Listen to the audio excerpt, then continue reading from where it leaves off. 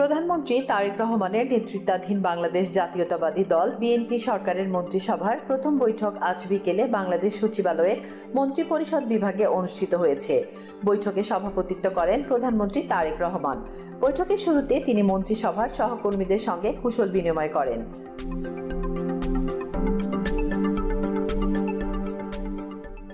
নবনিযুক্ত মন্ত্রিসভার সদস্যরা বৈঠকে অংশ নেন। এ সময় মন্ত্রিপরিষদ সচিব এবং সংশ্লিষ্ট সচিবরা উপস্থিত ছিলেন। বিকেল ৩টায় শুরু হওয়া এই বৈঠকের মাধ্যমে সচিবালয়ে আনুষ্ঠানিকভাবে দাপ্তরিক কার্যক্রম শুরু করেন নতুন প্রধানমন্ত্রী। আজকের বৈঠকটি ছিল মূলত পরিচিতিমূলক সভা।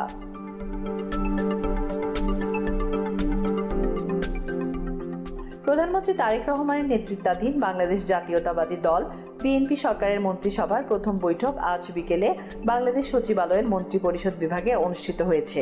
বৈঠকে সভাপতিত্ব করেন প্রধানমন্ত্রী তারেক রহমান। বৈঠকের শুরুতে তিনি মন্ত্রিসভার সহকর্মীদের সঙ্গে কুশল বিনিময় করেন। নবনিযুক্ত মন্ত্রিসভার সদস্যরা বৈঠকে অংশ নেন। এ সময় মন্ত্রিপরিষদ সচিব এবং সংশ্লিষ্ট সচিবরা উপস্থিত ছিলেন। বিকেল ৩টায় শুরু হওয়া এই বৈঠকের মাধ্যমে সচিবালয়ে আনুষ্ঠানিকভাবে দাপ্তরিক কার্যক্রম শুরু করেন নতুন প্রধানমন্ত্রী। আজকের বৈঠকটি ছিল মূলত পরিচিতিমূলক সভা।